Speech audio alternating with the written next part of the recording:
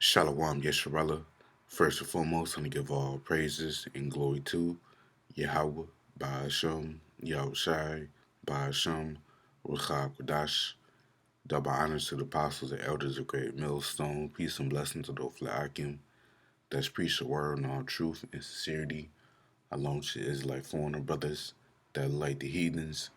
But the line and false side goes back to the nation of Israel, which nation of Israel are you so-called Negroes, Latinos, and Native Americans through the prophecies and curses of Deuteronomy 28 chapter and throughout the Bible.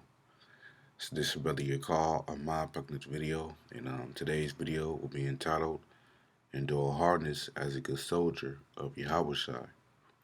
I'm just going to go on some precepts and Lord willing, you brothers and you sister out there be edified through the spirit and power of Yahweh Shai, because being in his faith is definitely not for the weak, not for the faint-hearted. Which is truth is only for the elect of Israel, and we often catch hell in his faith. It could be rather you losing your job or not having a car, or you having a car issues. If you do have a car, you having troubles with your woman, your family comes up against you, because of what you believe in, this truth. And people on the job give you hell, from your managers, supervisors, or your regular co-workers, whatever it may be. You know, it's all to, the Lord has to have his heart in, man. Because He don't want us to be soft, coming in the times and Jacob's trouble. So I just want to go into a lesson in regards to that. I'm gonna start off in the book of 2 Timothy, chapter 2 and verse 3, and it reads, "Thou therefore endure hardness as a good soldier of Yahawashi Mashiach." And that's right, because we are all spiritual soldiers of Yahweh Shai, man. And being a soldier and is not easy. They deal with trials and temptations. A lot of, they see a lot of casualties. In our sense, we see a lot of men that, forsook the truth, forsook Yahweh Shai, which is really, likened unto, casualties of war. You know, uh, men just leaving the truth, man. But us in this faith, we can't be like them. We gotta endure to the end. And endure is I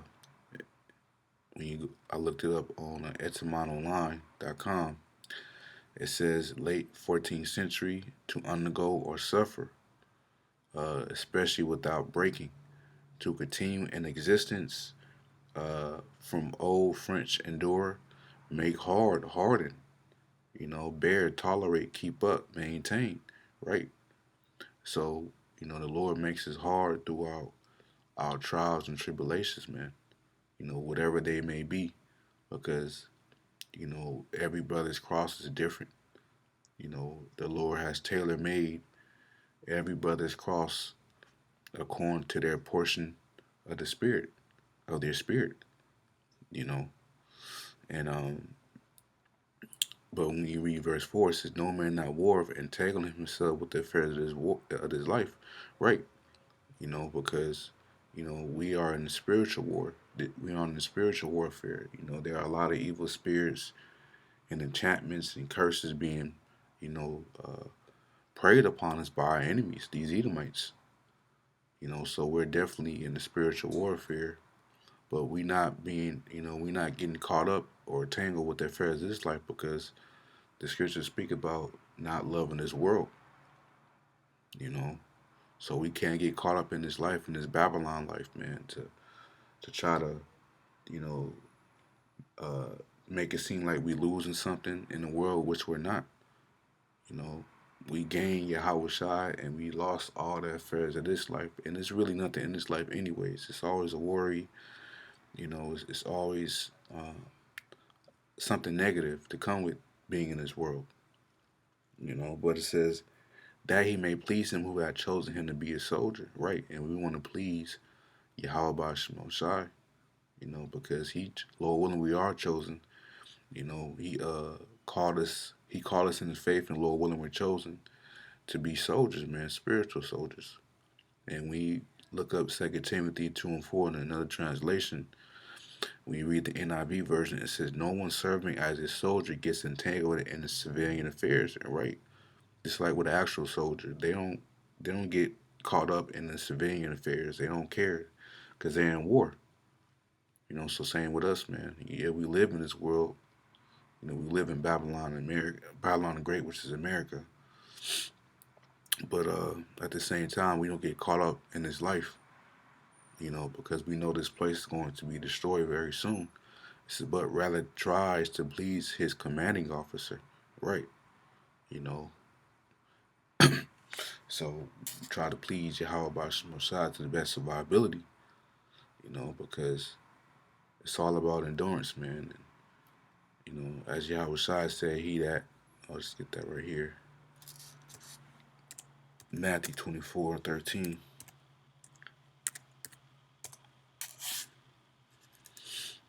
This is Yahweh Shai speaking. But he that shall endure to the end, the same shall be saved, right? So it's all about endurance. And we understand that only the elect of the nation of Israel is going to endure to the end and be saved. You know, and the trial and the temptation and the trials don't stop. The more and more the Lord have us grow in the faith, the more and more intensified the tribulations will be according to our spirit. Just like with a video game, you don't stay at level one the whole game. Eventually, you level up. Till you get to the boss. So that saying you can apply that same concept in the truth. The more and more you grow in the faith, the more the tribulations, the more intensified and harder the tribulations will be because now you're leveling up. But it's not to destroy you. It's the Lord to build you up. To prepare for the day of Jacob's trouble. Because remember, we're gonna have to first and foremost have the Spirit, have Yahweh Shai with us. But also we will have to be very strong to be very strong minded in that day, man. Because we're gonna see a lot of death in that day, in those days of Jacob's trouble. We're gonna see a lot of people losing it. We're gonna see a lot of dead bodies on the streets. We're gonna see people eating people. We're gonna be hearing cries out there from women and men. It's gonna get crazy. So we will need a very, very strong mindset to endure the wrath to come, man. But this is Ecclesiastes. But going back to the top of the lesson, we have to endure hardness because the race is not to the swift, as it says in Ecclesiastes 9:11. I returned and saw under the sun the race is not to the swift, so it's not to the swift. It's not about how fast you can know the precepts or how much you know. Yeah, it's a part of the truth, but really it's about humility, and you know, not thinking not thinking more highly than you ought to think of yourself, man. We have to be lowly minded, humble. You know, it's not about how fast you go up in the ranks, and it's not about how many videos you do. It's ultimately about you being chosen from Yahweh Shemon Shai, which the elect they will have works, but a lot of men that's without understanding think that it's all about knowing all the precepts, knowing all the breakdowns, which once again is the truth is part of that, of course. You're supposed to know the scriptures and breakdowns, but they think that uh, uh, that's just the truth entirely. It's about being humble and and ultimately you being chosen from Yahweh Shemon Shai. You know, and being sober minded, man, being humble. It says, nor the bow to the strong, neither yet bread to the wise, nor yet riches to men of understanding, nor yet favor to men of skill, but time and chance happen to them all. So yeah, so it's not about the race is not to the swift, it's the race is to the one that endureth and to the end. And time and chance happen to them all. Meaning the Lord gave everybody a time and chance to prosper. You know, the Lord is fair and just, man. You know, for example, the Lord showed favor to the wicked, as the scriptures say. Esau, Edom. You know, the Lord is so fair and so righteous that He even gave the wicked a kingdom. These Edomites, these so-called white people. You know, and along with these other heathen nations. You know, so the Lord gave everybody a time and chance to prosper.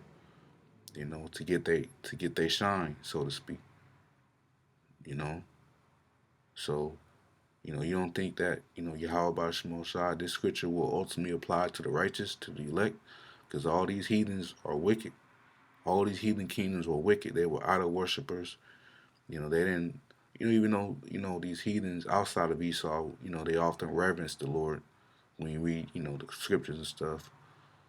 But they never made they never applied the laws, such commandments as a standard on how to live on the earth. They always did their own will, which shows you that it's only meant for us, the Israelites, to apply the laws, such commandments in the earth, being a standard in the earth, because uh, we were only given the covenant, the Israelites, you know.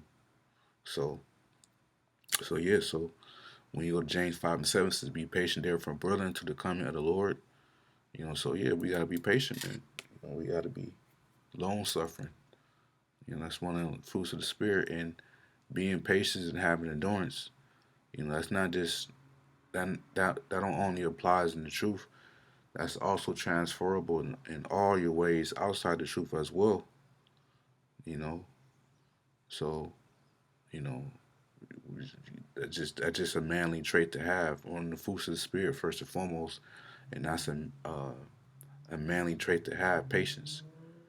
You know, it says, "Behold, the husbandman, which is a farmer, waited for the precious fruit of the earth and have long patience for it until he received the early and latter rain." Yes, so a farmer, when he plants that seed of a fruit, he have long patience for it. He's waiting on it to grow, and it could be years, until he received the produce, till he starts seeing the fruits blossom, and those apples, those bananas, oranges, whatever they are. He's waiting on that fruit to come, and it may take years. Well, not may, but some fruits takes years.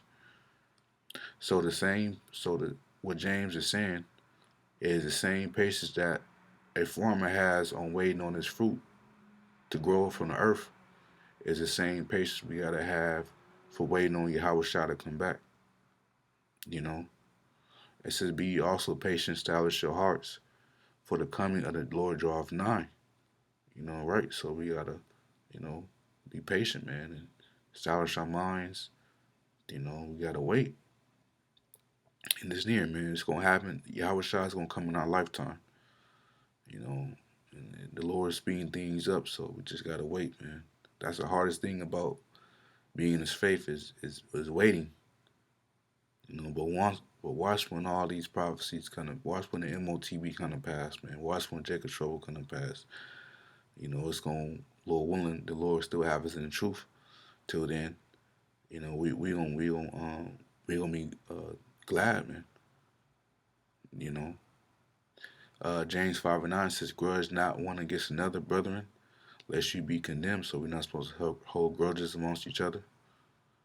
You know, behold the judge standing before the door. Yeah, so we're not supposed to grudge against each other, man, because grudge can turn into hatred. And grudge is from the Greek word stenazo, which means a sigh to groan.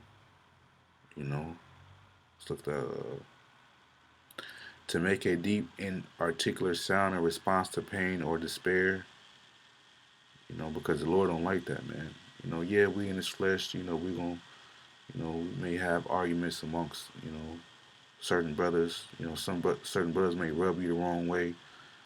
We in His flesh, man. We not perfect, but at the end of the day, we gotta hash things out and apply Yahweh shot, man. Because we in the same fight together. We all, us Akim in the faith, we all laboring for that penny, to Lord wouldn't be delivered, man. So there's no room for for for schism in the body, man. You know, it says verse 10 says, "Take my brother and the prophets who have spoken in the name of the Lord for an example of suffering, affliction, and of patience. Behold, we count them happy which endure. You have heard the patience of Job. Yeah, our forefather Job, he had great patience, man. Um, he was the richest man of the East at that time. He had, he had a abundance of land. He had, a lot of sheep. He had a lot of resources. He had a family. With the Lord, wife. But the Lord took all that away from him, man. And he didn't curse the Most High not one time. He didn't blame the Lord. You know, uh, he didn't take his anger out on YAHAWASHI because he knew that the whatever good and bad comes from the Lord, man. So he understood that. So he didn't curse it. He didn't charge the Most High foolishly, or he didn't curse the Most High just like his woman did. Job didn't do that. So he was a faithful servant, and that's the traits we should have, man. You know, and have seen the end of the Lord, because the Lord blessed Job in his latter end than in the beginning. Job had double more than he in his end than he had in his beginning. So that's the Lord being, as it's gonna say, that the Lord is very pitiful and obtaining mercy. So the Lord is very pitiful and obtaining mercy, man. So the Lord can do that for us as well, man. And I just wanted to get that, because we have to accept that as part of being humble and accepting the will of the Lord. The Lord can take things from us, take our comforts away, and we still got to push, man. We can't complain. We got to just accept it, because at the end of the day, we don't have nothing here, anyways. And everything we lost here, that we lost and we will lose in the future, the Lord's going to give us everything back in return, man. You know, yep, this is Joel 2 and 10. It says, "But he said to her," meaning his wife, "Thou speakest as one of the foolish women speaketh. What? Shall we receive good at the hand of the Most High, and shall we not receive evil? And all this did not Job sin with his lips," right? So Job, he understood that, you know. He understood that, we receive good at the hand of the Most High and evil. Evil because, we ultimately we're paying for our sins. Because there is not, as Solomon said, King Solomon, there is not one just man upon the earth that sinneth not. So we all sin. So the evil will often come because, we're paying for our sins and transgressions. You know, it says, "In all this did not Job sin with his lips." So yeah, he didn't go off with the Most High. He didn't. He was in full understanding, and that's the same mindset we gotta have. Well, righteous forefather Job, man. You know, so yeah, I just wanted to make a lesson on that. Endure hardness as a good soldier. Lord willing, Akim was edified, and till next time, Shalom.